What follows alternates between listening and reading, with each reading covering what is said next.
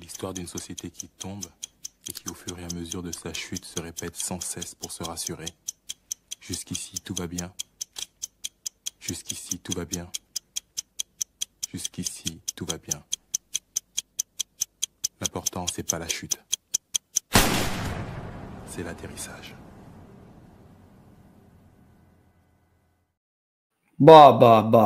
Les amis, l'important, c'est pas la chute, c'est l'atterrissage.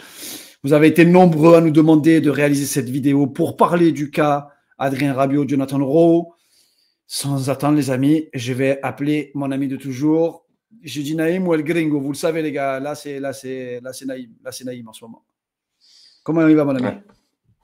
Pas très bien, hein. On va pas se mentir, c'est une zone de turbulence qu'on n'aurait jamais pensé voir il y a une semaine à la sortie du match d'Aston Villa où tous les voyants étaient ouverts. Mais là, ce qui se passe, c'est dramatique. Naïm, C'est on va essayer incroyable. de reprendre la chronologie des événements pour qu'on puisse bien se mettre en tête. C'est-à-dire que la semaine dernière, nous, on tourne la vidéo sur l'avant-match face à Rennes. On fait un plateau exceptionnel avec des invités. Tout le monde voit l'OM finir minimum deuxième, vu l'effectif, vu les cadres qui sont restés. On parle toujours de cadres. Quand on parle de cadres, on parle de Mason Greenwood, d'Adrien Rabiot, on parle de Léo Balerdi, on parle de Rouli, on parle de Højbjerg. Aubameyang arrive. Donc, ça veut dire que tu ramènes un cadre supplémentaire pour passer cette étape-là qui nous fait… Naïm, ça nous fait mal. Chaque fois, on en parle tous les deux. J'ai toujours peur de la deuxième saison, moi, de la saison de la confirmation. Et là, ce match à Rennes, on a du mal à démarrer. Rennes est réduit à 10. On connaît ce scénario-là. Rabiot qui tape sur le poteau. Naïm, à quelques centimètres près. On n'est plus dans la même saison. Ça me rappelle, Naïm, ça ne te rappelle pas le but de Mitroglou qui est signalé hors jeu contre Lyon et ça te change quasiment l'air Jacques-Henri Hérault et McCourt. Et en fait, Naïm, qu'est-ce qui se passe à la fin du match? Altercation. Apparemment, ça a fait tellement de bruit que même dans la zone mixte, les journalistes ont entendu ce qui s'est passé. Et finalement, on nous apprend qu'il y a eu une bagarre, des coups entre Adrien Rabiot et Jonathan Rowe. Apparemment, il y a d'autres joueurs de l'OM dans la dispute. Bon, on se dit, Naïm, on a regardé sans jamais rien lâcher. On a vu que le coach et les joueurs, c'est des choses qui arrivent, non, dans les vestiaires, ça? Oui, jusqu'à un certain point. Je veux dire, des embrouilles, il y en a dans tous les clubs. Ça, c'est la réalité. Ça, c'est pas une façon de parler. On l'a tous vécu. Des embrouilles qui peuvent aller relativement loin, jusqu'à un début de bagarre, mais vraiment des grosses bagarres dans le club, ça reste quand même plutôt rare. Et encore plus à ce niveau-là. Mais c'est des genres de coups qui peuvent arriver. Seulement, là, ça allait plus loin que ça. C'est une vraie bagarre, j'ai l'impression qu'il y a eu à la fin. Et surtout, Rowe est revenu après coup à froid. Et ça, pour moi, c'est ça le pire dans toute cette affaire.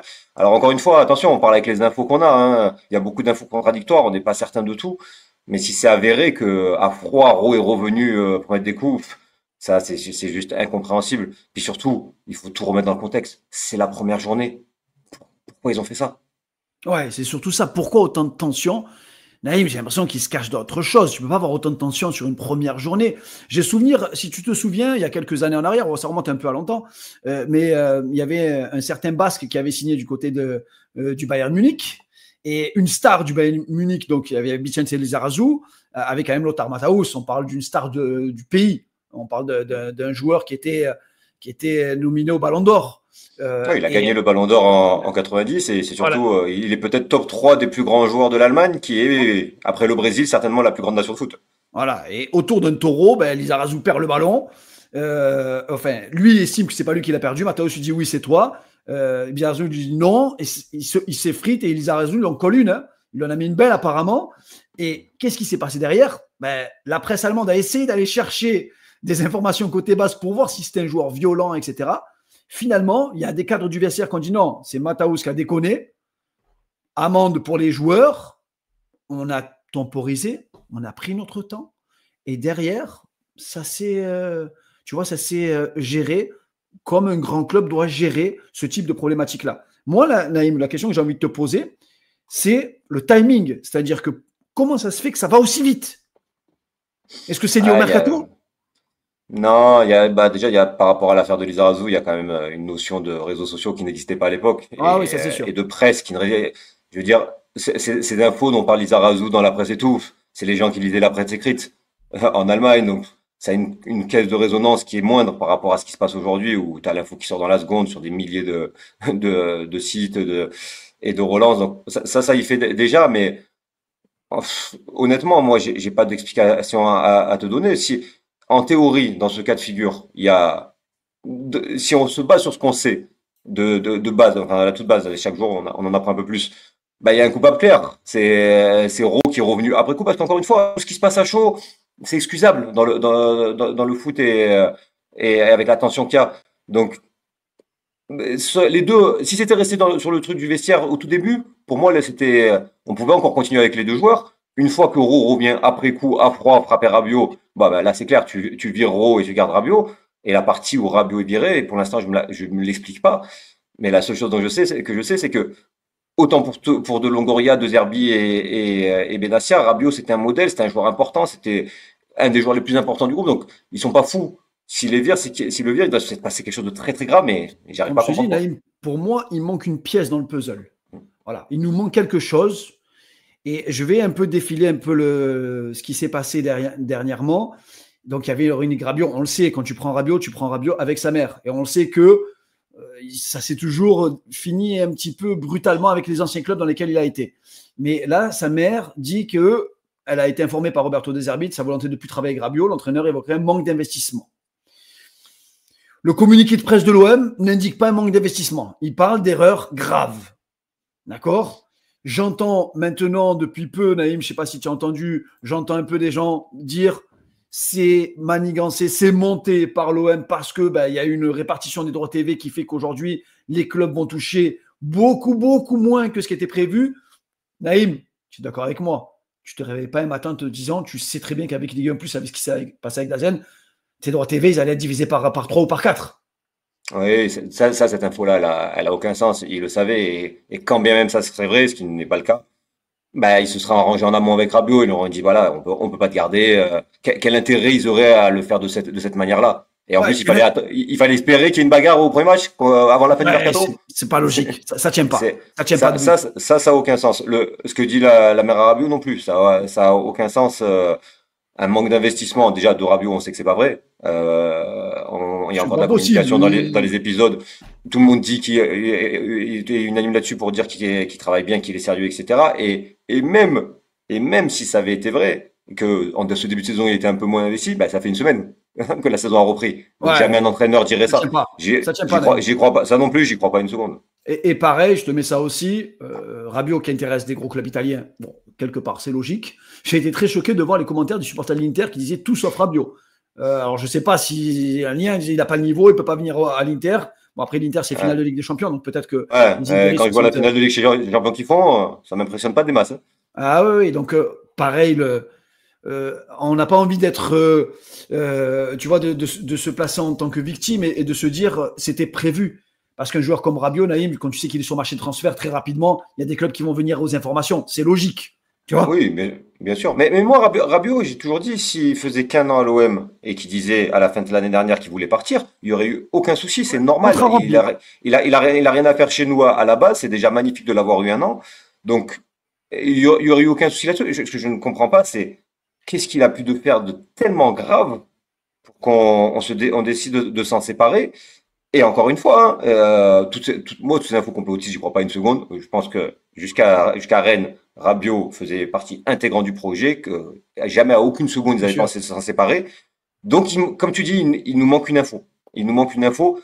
Mais je le répète, je me demande vraiment ce qu'il a pu faire de tellement grave que les 3 dirigeants se disent, ah non, là, vraiment, tout Rabiot qu'il est, on peut pas le garder. Pareil, on entend Naïm sur ça, on entend dire que le joueur, pendant l'altercation, aurait eu des mots très graves. On entend dire que le joueur a remis en question aussi la stratégie du coach devant l'ensemble des joueurs et du vestiaire. On entend dire beaucoup de choses à ce niveau-là.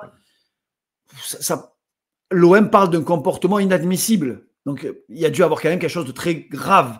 Parce qu'on reprend, Naïm, un joueur comme Rabiot, je veux dire, quasiment l'ensemble des joueurs de l'équipe, c'est pas Rabiot. Hormis Greenwood, peut-être, et encore, c'est pas Rabiot. On parle quand même d'un joueur d'une stature de niveau international et qui est venu à l'OM on ne sait même pas par quelle magie, finalement, qui s'est retrouvé ici en étant en fin de contrat. C'est la magie version Benassia. Et quelque part, Naïm, je pense que toi et moi, aujourd'hui, on attend des informations de la direction de l'OM en se disant, il faut qu'il nous explique ce qui s'est passé. Je pense à Sébastien Iglesias qui a tourné le dernier épisode, probablement qui ne verra jamais le jour. Parce que je te pose aussi la question, et je vous pose aussi la question en commentaire, les amis. J'ai l'impression que je lis des choses comme quoi ce qui a été fait la saison dernière, ce qui a été tourné, nuit aujourd'hui au club. Est-ce que tu es d'accord, toi, Naïm, avec ce raisonnement? Je sais pas, honnêtement, il y a encore une semaine, tout le monde, même hors OM, était unanime pour dire qu'il se régalait à regarder cette série. Je pense que c'est risqué, hein, la partie sur Koné, par exemple, on voit qu'il y a eu beaucoup de critiques sur le coach après ça, alors qui n'était pas forcément fondé de mon point de vue, mais bon, c'est sûr qu'il y avait un risque, mais tout ça, c'est pour moi, c'est secondaire, vraiment. Tu vois, De Zerbi répète toujours qu'il lui, il veut les joueurs forts, il veut des joueurs forts, donc je pense pas que Rabiot de 1, s'il avait remis en cause sa stratégie après le match, que ce soit ça qui les fait pas partir, et de 2, je suis quasiment sûr à 100% qu'il parle énormément avec Rabiot et que toutes les stratégies qu'il a fait, je dis pas qu'ils demandent l'aval de Rabiot, mais ils en parlent ensemble. Bien Tu sûr, vois, et ça, bien on en sûr. a entendu parler souvent l'année dernière, du positionnement de Rabiot et tout, où il te disait, voilà, on est parlé avec lui, on trouvait que c'était le mieux. Moi, je Et suis sûr que le, avec Rabiot, il faisait en sorte de le mettre là où lui, il avait envie de jouer. et Et le donc, pire, j'y Naïm, crois pas trop à ça, mais bon, on sait jamais. Le pire, Naïm, c'est sur la dernière conf de presse, quand je pose la question à Léo Balerdi, j'avais préparé des questions pour le coach, pour De Zerbi. Et la question pour De Zerbi, elle était par rapport au positionnement de Rabiot et Gouiri sans ballon et le positionnement après avec ballon. Tu vois, j'avais une question vraiment sur le jeu et de comprendre qu'est-ce qui se passait un peu dans la tête du coach et de se dire, est-ce que dans cette nouvelle formule, en 4-2-3-1, est-ce que Rabiot se sentait à l'aise dans ce poste-là? Est-ce qu'il fallait un temps d'adaptation? Est-ce qu'il fallait, tu vois, il y a plein de questions qui peuvent se poser sur le rôle de Rabiot. C'est un grand gabarit, c'est un joueur qui a besoin d'enchaîner les matchs. Bon, début de saison, Naïm, on a fait qu'un match. On n'est pas là. On le rappelle, si vous avez l'opportunité, on a tourné une petite vidéo, un petit short sur l'OM et l'historique des entraîneurs qui ont perdu leur premier match. Sous Didier Deschamps, quand on finit second, on gagne à la 6e journée. Et on démarre par 2 défaites et 3 nuls. Donc, c'est pour ça que je dis, Naïm, pour une fois, Naïm, d'habitude, on dit, ça vient des médias qui font mal à l'OM et qui essayent un peu de créer du buzz pour générer du contenu et de l'audience. On dit parfois ça peut venir des supporters qui sont trop exigeants et impatients. Ça, on l'a C'est l'année répété. de Marcelino. C'est ce qui s'est passé avec Marcelino. Et là, à l'instant T, c'est dur à dire. Tu vois, c'est dur de dire il n'y a pas ces éléments-là. Là, c'est à l'intérieur de l'équipe. Est-ce qu'on n'a pas cette patience-là? Est-ce qu'on n'aura jamais cette patience-là? Peu importe les dirigeants, peu importe les joueurs. Mais pour moi, là, à l'heure actuelle, on verra. Comme je te dis, on n'a pas encore toutes les infos, mais si je me fie ce que j'ai là, pour moi, il y a 2 coupables. Il y a 2 coupables hallucinants. C'est Rabiot et Hérault. Comment ils ont pu en arriver là? Après une journée. Une seule journée, je veux dire, OM, pas OM, pression, pas pression. C'est Ouais. inexplicable. Inexplicable. Franchement, c'est juste incroyable. J'en voulais à la base à certains supporters qui s'affolaient, ils disaient, ah voilà, premier match, ils ont pourri, hein. Alors qu'il y avait juste eu la défaite. À ce moment-là, on n'avait que cette info-là. Alors on se dit, oh, calme les gars, ça va. Tu perds juste un match, mais eux, ce qu'ils ont fait, ces 2 joueurs-là, c'est dramatique. Alors après, encore une fois, j'attends d'avoir plus d'infos pour savoir si ça a été bien géré, parce qu'à mon avis, et c'est toujours facile de lire de l'extérieur, à mon avis, il y avait quand même moyen d'en garder au moins des 2. Ouais, De garder Rabiot, d'exfiltrer Hérault si vraiment la situation faisait que, bon, parce que l'exemple de Lizarazu et Mataos, peut-être que les 2 ont été assez intelligents pour gérer les choses, mais peut-être ça, c'est pas possible dans tous les clubs. Et peut-être que si Roy a vraiment trop déconné, tu en virais un, mais pourquoi virer les 2? Et c'est là où, on en revient toujours à ce que tu dis depuis le début. Il manque une info. Il y a quelque chose qui va pas. ouais, il manque une équation, il manque une pièce du puzzle.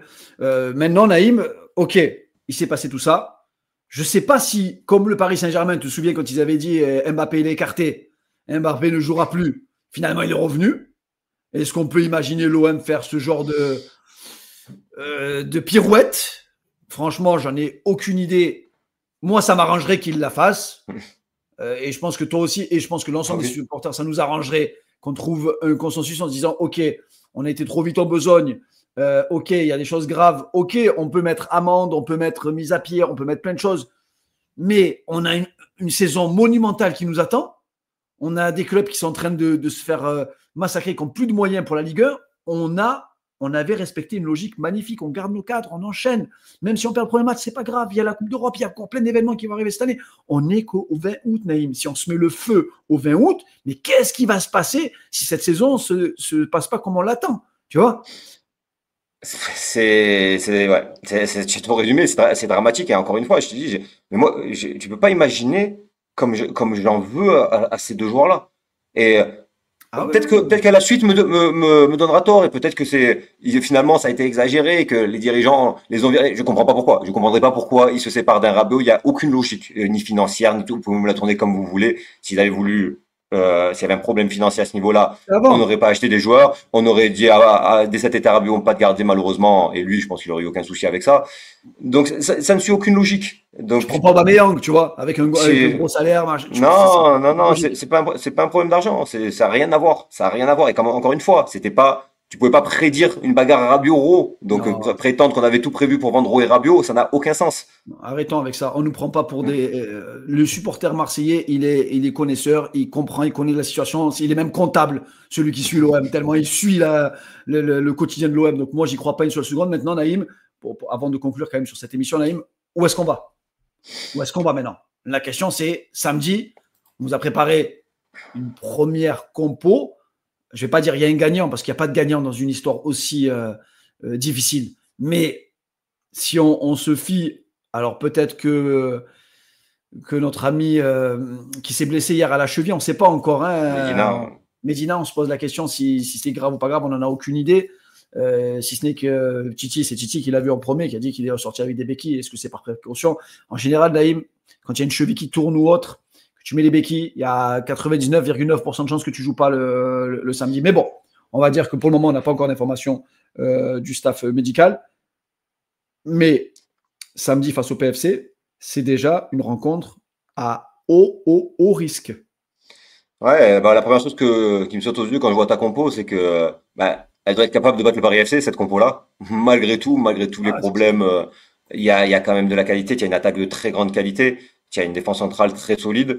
Maintenant, les milieux, s'ils sont à leur top, qui font des passes et qui vont vers l'avant, les trois, c'est trois très très bons joueurs.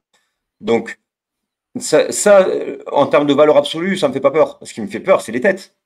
C'est ouais, parce c'est ce qui se passe dans la tête, parce que là, il y a tellement de tension, Naïm. Imagine-toi, je pense que les joueurs doivent être choqués de se dire, attends, pas Rabiot. Je veux dire, pas un cadre aussi gros du vestiaire, pas un patron, tu l'as vu en plus sur les vidéos. Il est toujours là en mode. Il n'a pas hésité aussi en compte de presse parfois à parler en disant on ne veut pas réellement cette Ligue des Champions, il faut qu'on soit plus professionnel. Je veux dire, là, t'es un Balerdi, t'es un Rulli, t'es un Heuberg, tu te dis, mais putain, on vient de perdre Rabiot. voilà, donc le truc, c'est que tu as ces joueurs-là qui sont les cadres et qui doivent être capables de passer au-delà de ça. Et parce que les autres, c'est des joueurs qui viennent d'arriver ou qui sont censés être moins impactés. Un Egan Riley, je pense que ça lui fait pas plaisir, mais quelque part, il s'en fout. Il vient Oui, d'arriver, Gomez, Egan Riley. voilà, ils doivent s'imposer. Donc, ils doivent être capables de maintenant. Là, il faut absolument l'union sacrée samedi. Hein. Il faut que le stade soit bouillant, soit à fond derrière l'équipe, que les joueurs aient les têtes légères et mettre ça de côté et aillent gagner, parce que si tu gagnes pas ce match-là, c'est catastrophique. Et à l'inverse, même si c'est sûr qu'il n'y a pas beaucoup de raisons d'être optimiste, mais à l'inverse, on sait comment ça se passe à Marseille.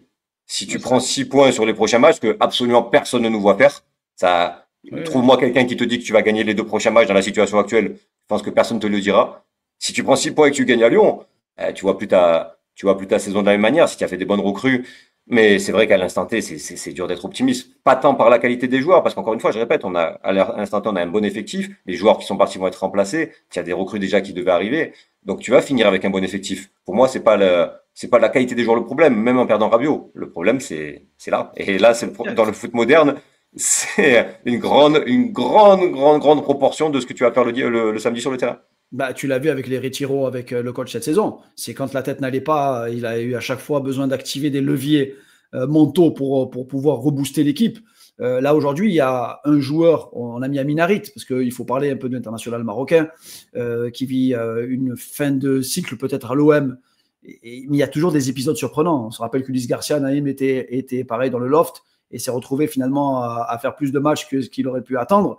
Est-ce que Amin Harit, dans ce rôle-là, dans ce système-là, un joueur que je vois quand même pas mal de gens le réclamer parce que c'est un joueur de percussion, c'est un joueur de dribble, c'est un joueur de fracture, mais c'est un joueur aussi qui a énormément de mal dans le dernier geste. Ouais, c'est sûr. C'est sûr. Tout a été résumé sur son début de saison de l'année dernière, hein, où il est vraiment très très bon sur les premiers matchs avant de faire un des pires matchs que j'ai jamais vu contre Strasbourg. Donc Ah, il est capable de tout, mais Harit c'est un bon joueur. Je trouve que le plus souvent au contraire, il est plutôt trop critiqué à mon goût par rapport à ce qu'il est. Après, malheureusement, il a ce défaut de pas donner le bon ballon au bon moment et ça c'est quand même assez réducteur dur. contre des équipes qui sont à 10 derrière. Mais moi, je commence sans problème avec Harit, hein, ce week-end. Je le répète, c'est un bon joueur. C'est les têtes, voilà. Là, c'est les têtes et les têtes de tout le monde. En fait, je serais heureux si on arrive le 31 août, Bilal, avec tout l'effectif qui est là et les quelques recrues, et sans un autre staff qui a démissionné, parce que ça me fait Ouais. encore peur. La première chose que je t'ai dit quand cette affaire est sortie, quand il y a eu cette affaire, le premier truc que je t'ai dit, c'est j'espère que Rabiot va pas partir. Mais je le voyais pas partir comme ça, par contre. Je le voyais lui dire, c'est bon, je me casse. Qu'est-ce que c'est? Il y a un joueur qui m'a agressé dans le vestiaire. Je le voyais plus dans ce sens-là. Mais donc maintenant, ce dont j'ai peur, c'est que il y ait un des dirigeants qui jette l'éponge, qu'il y ait un des joueurs un des joueurs cadres qui se dit, oh, qu'est-ce que c'est ce bordel, je me casse. Voilà, c'est ça. Donc, si on regarde tout le staff, tous les joueurs qu'on a là et qu'on fait des recrues au 31, ben, je peux te dire que c'est malheureux à dire, mais ce sera déjà très, très, très, très bien. Ouais, ouais, c'est franchement les amis, c'est pas par gaieté de cœur qu'on tourne ce type de contenu. Hier, j'avais dit à Naïm, on tourne et finalement de consensus tous les deux, on s'est dit ouais, franchement non. Moi j'attendais un peu l'interview de l'avocat de Rabiot, mais finalement il n'y a pas grand-chose d'intéressant, si ce n'est que ben, il est. Alors, je pense qu'il peut pas dire ce qu'il a envie de dire, hein, mais réellement, on est encore sous le choc. Il nous manque une pièce du puzzle et tout ce qu'on lit actuellement, pour moi, ça répond à aucune logique. Et on a des dirigeants qui sont très compétents. Et s'ils ont pris ce choix-là, c'est ça qu'on a besoin de comprendre. Je pense qu'on a besoin d'explications pour savoir où on va et pour savoir d'où l'on vient. Et à l'OM, Naïm, j'avais envie de croire qu'on se lève cette étiquette-là de club ingérable. Tu vois, Ouais. on retombe dans nos travers. Ouais, en fait, tu vois, ces dirigeants-là, moi, je les aime beaucoup. Alors, tu vois, pareil, c'est critiqué, mais de toute façon, tout le monde est critiqué. Tu as des gens, ils ont critiqué Tudor et ils supportaient pas Tudor, ils supportaient pas Marcelino, ils supportent pas De Zerbi. Tu demandes quel entraîneur il leur faut au final. Donc, moi, ce que j'aime chez eux, c'est que je comprends ce qu'ils font. Voilà, tu es d'accord ou tu es pas d'accord, mais je comprends leur logique de recrutement, je comprends la logique de Zerbi dans le jeu. Après, voilà, tu aimes ou tu aimes pas, tu es d'accord ou tu es pas d'accord. Mais là, c'est la première fois où je comprends pas, en fait. Je comprends pas la gestion du Carabio, comme tu dis, il nous manque certainement quelque chose. Maintenant, voilà, peut-être que tout ce qu'on dit là, ben, avec plus d'infos, on le comprendra par la suite. Mais à l'instant T, on le comprend. Et peut-être que ce qu'on dit, ce sera contredit par des infos qui arriveront. Mais moi, en tout cas, ce que je retiens là, c'est que je vais te dire pourquoi j'ai une haine vraiment pour ce qu'ils ont fait ces deux joueurs, c'est que on est dans une période compliquée à tous les niveaux en termes généraux, c'est-à-dire que ce soit au niveau économique, au niveau social, il y a beaucoup de problèmes dans la société à l'heure actuellement. Il y a les gens qui sont en opposition permanente. Mais la seule chose à Marseille qui te réunit, c'est le Vélodrome. Et quand tu es au Vélodrome, voilà, il y a plus d'opposition homme-femme, il y a plus d'opposition selon ta couleur, selon ta religion. Tout le monde est uni. Et on était tous partis pour une bonne saison avec tous les voyants ouverts. Et t'as ces deux joueurs qui sont deux privilégiés, hein. C'est dans le monde actuel, être footballeur professionnel, c'est plus que privilégié, qui se permettent de faire ça à la première journée, de se battre après une défaite, alors qu'il te reste toute une saison à jouer. Voilà, c'est pour ça que vraiment là, aujourd'hui, j'ai une haine contre les deux. Je te dis pas, alors, voilà, peut-être que l'avenir me donnera tort, que c'est le club qui a totalement faux, mais franchement, je te jure que là, aujourd'hui, ce qui ressort, c'est du dégoût d'être capable de que deux joueurs comme ça te sabordent d'entrée de saison, quoi. Ouais, ouais, c'est surtout ça le plus difficile, c'est pour nous il y a comprendre, il y a de se dire, finalement, on prend un peu de hauteur et on se dit, les mecs, vous pouvez pas déconner autant. C'est que le début de saison, vous mettre sur la tête dès le début de saison, sur un premier match. En plus, ils sont tous, quasiment tous les gens que j'entends là, hormis peut-être Rouli, mais que ce soit Heuberg, que ce soit Rabiot, que ce soit Rowe, ils sont passés à travers de leur match aussi. Tu vois, je pense que c'est un peu trop. En tout cas, les amis, on va se retrouver vendredi pour l'avant-match face au Paris FC. On va essayer de reparler football, Naïm, parce que les embrouilles, c'est bien. Mais nous, on déteste ça. Et nous, sur la Minute OM, on vous parle toujours que ballon. Donc, faire ce type de On a vidéo, créé là, cette chaîne pour ça, pour justement, voilà, pour pas parler parler que de de tout ce qu'il y avait autour. On voilà. voulait parler que de football, que de tactique. Et tu es obligé, malheureusement, quand tu as un événement pareil, parce qu'il va t'impacter le sportif. Ah ouais, il va impacter fortement le sportif. Mais Naïm, encore une fois, je connais trop l'OM pour te dire que souvent, après la pluie vient le beau temps. Et quand il y a le beau temps, arrive l'orage. Donc, peut-être qu'on va se taper la pluie et après qu'il y aura des beaux jours parce que c'est que le terrain qui l'emporte à l'OM. C'est vraiment que le terrain. Donc, rendez-vous vendredi, les amis. On sera en conf de presse aussi. Celle-là aussi, elle va être tendue, cette conférence de presse. Je tremble déjà en amont. On y sera normalement. Et vendredi avant match et samedi, tous au Vélodrome, on se retrouvera. On sera avec Naïm et moi. On essaiera de prendre aussi votre ressenti en avant-match. On se retrouvera probablement aux abords du Vélodrome. Les amis, bon courage à tous. Bon scroll encore parce que vous allez chercher toutes les informations toute la journée. Parce qu'on a tous envie de peu de bonheur, Naïm. Espérant qu'un peu de bonheur va arriver dans les jours qui viennent avec le mercato aussi qui est loin d'être terminé. On vous tiendra informé dès qu'il y aura des rumeurs vraiment concrètes. Et n'hésitez pas à vous abonner comme toujours et à nous suivre parce que ça nous oblige à faire ce type de vidéo, les gars. Et on le fait réellement pour vous, les amis. Je vous dis à très très vite, Naïm, à très vite. Et surtout, n'oubliez pas, l'OM, c'est nous. Là, il ne peut plus parler, le pauvre. J'avoue qu'on y croyait, mais je ne croyais pas que ça allait à tourner comme ça.